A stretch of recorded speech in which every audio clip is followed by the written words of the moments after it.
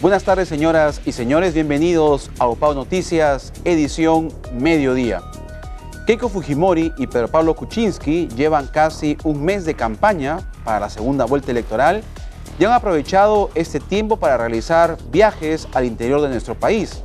Sin embargo, esta campaña también se ha visto vuelta en entredichos y aún los peruanos esperamos escuchar mucho más acerca de propuestas viables. Hoy analizaremos la campaña a la segunda vuelta electoral en nuestra nota del día. Veamos.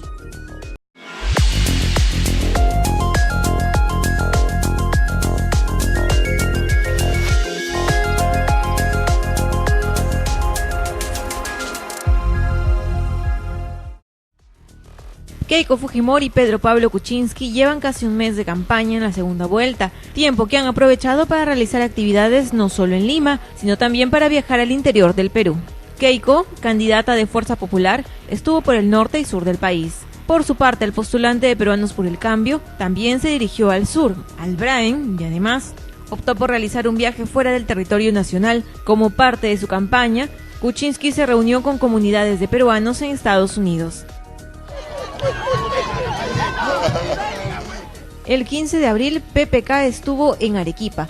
Fue la única región donde Pedro Pablo Kuczynski tuvo más votos que Keiko. Allí brindó una conferencia de prensa, visitó el mercado mayorista La Parada, Río Seco y unas picanterías. Por su parte, Keiko, el día 16 de abril, viajó hacia Tumbes, donde encabezó un mitin en el distrito de La Cruz. También estuvo en Zorritos, en la provincia de Contralmirante Villar. Al día siguiente llegó a Paita, Catacaos, La Arena, Sechura, La Unión y Parachique, en Piura, para saludar y agradecer el contundente respaldo en esa zona del país. En el año 2011, es verdad, el señor Pedro Pablo Kuczynski respaldó mi candidatura y le agradezco por ese gesto que tuvo en el año 2011. Ahora es mi competidor, le deseo mucha suerte. El 21 de abril, PPK llegó hasta Ayacucho y encabezó un importante mitin. También comentó que se reunirían con los familiares víctimas del terrorismo para escuchar sus demandas. Por eso yo no quiero sentarme en un sillón, sino en una mesa de trabajo para conversar. Gracias. Al día siguiente, acompañado por Martín Vizcarra, PPK subió a un helicóptero rumbo a Pichari, la convención en Cusco, zona correspondiente al Brain. El 23 de abril, Keiko Fujimori jugó un partido de vóley en Chincheros, Cusco. Se reunió con la Asociación de Agencias de Turismo y también estuvo en Urubamba. El 26 de abril, Pedro Pablo Kuczynski viajó a Estados Unidos. Se reunió con peruanos residentes en ese país. Durante una actividad en New Jersey, se refirió al enfrentamiento que tuvieron Keiko y Kenji. Cabe recordar también que Keiko Fujimori estuvo inmersa en una polémica con su hermano, el congresista reelecto Kenji Fujimori, y hace poco eligió a Elmer Cuba como representante técnico económico en su partido. Pero esta semana también han salido a relucir discrepancias en la otra tienda política, la de PPK. En este caso, por expresiones de Salvador Heresi, congresista virtualmente electo, contra declaraciones de Martín Vizcarra, candidato a la primera vicepresidencia.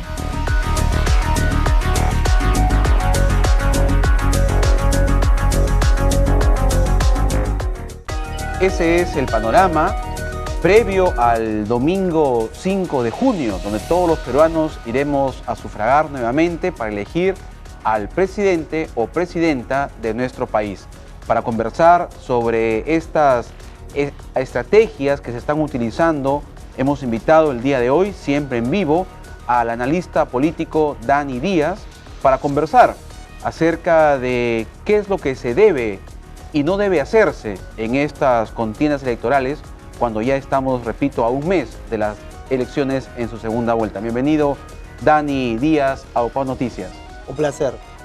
Bueno, el televidente, el ciudadano quiere conocer de parte desde tu perspectiva, ¿qué deben hacer los candidatos? ¿Qué se sugiere? Seguramente que sus asesores estarán incidiendo en esto. ¿Qué es lo que deben hacer para ganar, obviamente, votos, considerando de que hay una segunda vuelta y va a ser muy reñida esta contienda? Sin duda alguna, esta contienda electoral está muy reñida. Sin embargo, hemos visto pocas actividades proselitistas que calen en la población. Vemos una población un poco indiferente ante las propuestas que se vienen suscitando por parte de los dos candidatos. Entonces creo que el tema es cómo logra calar el mensaje tanto de Keiko Fujimori como de Pedro Pablo Kuczynski en la población, una población que se muestra, acordémonos que hay gran parte de la población que ha votado por otra opción, por Verónica Mendoza, gran parte de ellos están concentrados en el sur y que quieren una propuesta alternativa y una propuesta de cambio. Son regiones que siempre han ido en contra del voto de Lima.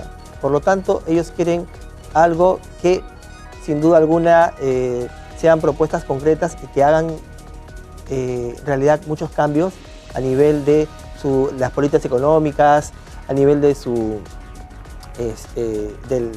de los programas sociales y también en materia también de trabajo, ¿no? Cómo logran producir más trabajo. Al parecer, ellos mismos, por algunas situaciones de repente fortuitas, han cometido errores, ¿no? Hemos visto errores en estos últimos 30 días, ¿no? ¿Esto cómo puede afectar la percepción, cómo puede influenciar en el voto del ciudadano que está todavía en esa situación de inestabilidad, de inseguridad por quién votar?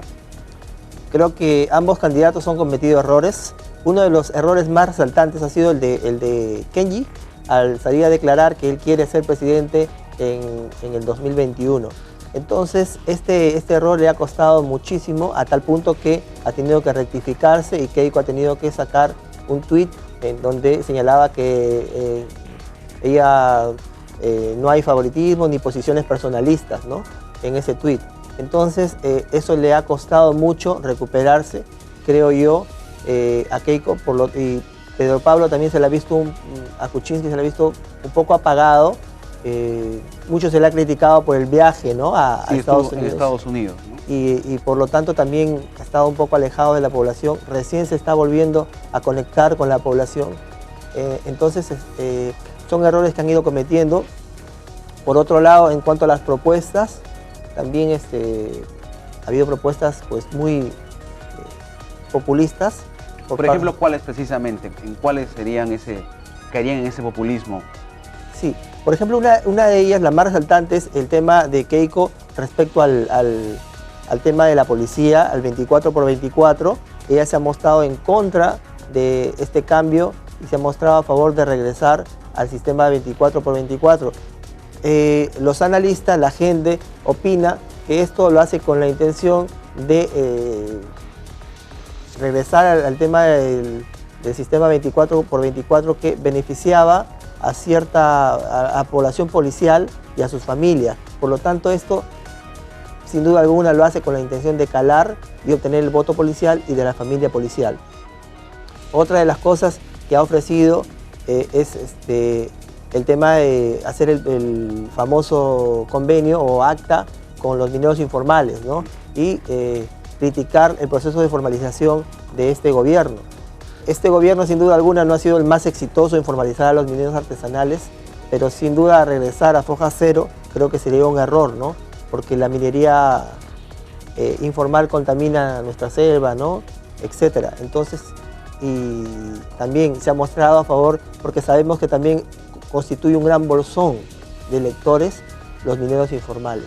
Y por último también hemos visto su opinión demostrarse en contra de la unión civil entre personas del mismo sexo, ¿no? Entonces, sin embargo, Pedro Pablo se ha mostrado a favor de la unión civil de carácter no matrimonial. Esto ha sido reafirmado en una conferencia con un grupo evangélico, con un colectivo evangélico, y ha sido con la intención también de captar ese voto de las personas que en la gran mayoría del país, pues según las últimas encuestas, se muestran en contra de la unión civil, ¿no? Muy bien. ¿Y cómo analizas este apoyo que ha hecho público hace unos días el ex candidato Acuña Peralta a PPK? ¿Cómo eso, en qué medida puede favorecer o puede ser de repente percibido como algo negativo. ¿Cómo analizas esta muestra de apoyo, de respaldo que ha hecho Acuña Peralta a PPK? Bueno, en principio nosotros recordemos que el apoyo ha sido un apoyo en el sentido, no constituye una alianza, sino constituye un decir vamos a apoyar, yo voy a votar. Y cuando el líder decide votar o decide que va a apoyar o manifiesta su apoyo en este caso a Pedro Pablo Kuczynski, desde mi perspectiva constituye una buena estrategia. Recordemos que las alianzas en nuestro país a través de la historia nunca han funcionado. Por lo tanto, me imagino que los asesores le han recomendado no constituir una alianza, porque a veces en política las sumas restan. Recordemos la alianza entre Lourdes Flores con Alan García. Claro, que no resultó lo que ellos esperaban. Que no resultó, pero sin embargo el decir voy a votar o manifestar abiertamente el apoyo y pedir a los militantes que apoyen, podría resultar una estrategia interesante. Sin embargo, en política pues nunca se sabe, a veces las sumas restan, pero constituye un apoyo interesante teniendo en cuenta que a PPK la diferencia en las encuestas no es mucha, hay casi un empate técnico con Keiko. Por lo tanto, lo que quiere PPK es desmarcarse un poco y obtener una ventaja real frente a la candidata Keiko Fujimori, ¿no? Que no le lleva mucho. Sí, justo esa iba a ser una de las preguntas. ¿Qué tanto pueden influir las encuestadoras, ¿no? En las últimas semanas se han difundido estudios, ¿no? de percepción, diríamos, de aceptación que tienen los ciudadanos respecto a ambos candidatos para esta contienda que va a ser definitiva. ¿Influye esos resultados que lo ponen a PPK a escasos, casi dicen los expertos, un empate técnico? ¿Cómo eso puede influir en la decisión de voto de los ciudadanos? Influye, inevitablemente influye al momento de que el elector va a emitir su voto, va a sufragar, porque siempre hay la cultura de que yo voy al ganador. Siempre en nuestro país hay esa cultura. Por lo tanto, sin duda alguna influye. Entonces, en las últimas semanas va a ser clave de qué forma el mensaje de los dos candidatos logra calar en el ciudadano de a pie. Sobre todo, como vuelvo a reiterar, en el bolsón de electores que se encuentra en el sur del país. El sur va a ser clave porque, como repito, el sur siempre ha sido un voto anti, ¿no? En contra de los candidatos de Lima. Por lo tanto, creo yo que va a ser interesante de que ha estado Keiko en Chincheros, ha estado PPK en Cusco también, con las comunidades, entonces logrando obtener ese bolsón de votos que es el sur. Y para finalizar, ¿qué recomendarías tú a los candidatos? Ya estamos en la recta final, a un mes de la segunda vuelta. ¿Qué recomendarías para que PPK o Keiko concreten ya su preferencia electoral? Creo yo que lo que se podría hacer sería explicar el cómo, porque mucho se ha hablado, mucho se ha conversado, han hecho propuestas, pero a veces las propuestas no son viables en el corto, mediano y largo plazo. Tampoco a nivel fiscal, por ejemplo, la propuesta se me estaba pasando, la propuesta que ha hecho Keiko del seguro, recogiendo la propuesta del ex candidato Alan García, del seguro para taxistas y mototaxistas, ¿no? A través del impuesto selectivo al consumo de los grifos. Entonces, es una propuesta que tendría que analizarse cómo la van a hacer, porque es muy fácil decir, todos consumimos combustible. Claro. Entonces, ¿qué tan viable resulta eso, ¿no? En la realidad, en la práctica? En la práctica, ¿no? A nivel de la caja fiscal, ¿qué tan viable resulta? ¿De qué forma va a afectar a la porque de pronto tú le das seguros a los mototaxistas y a los taxistas y de pronto a través del impuesto selectivo al consumo... No queremos endeudarnos tampoco, ¿no? Exacto. Entonces, ¿de qué forma también de pronto todos los independientes que tenemos auto también vamos a querer un seguro? Entonces habría que analizar y decir el cómo lo van a hacer. Creo que es muy importante, no basta con lanzar propuestas a nivel populista, sino el decir cómo lo van a hacer y de esa forma lograr calar en la población, que es una población, recordemos, que gran parte de la población espera un cambio sustancial en las políticas tanto económicas como sociales de nuestro país. Muy bien, entonces habrá que seguir nosotros a través de los medios de comunicación, de los espacios informativos, dando lo máximo de nuestro esfuerzo para que al final el ciudadano pueda emitir un voto, como siempre se ha venido insistiendo, un voto a conciencia, un voto producto de la reflexión, del análisis. Habrá también la oportunidad de seguir conversando sobre estos temas que son de interés a la comunidad. Gracias, Dani Díaz, por tu participación en UPAO Noticias. Hacemos una pausa y regresamos en UPAO Noticias, edición mediodía.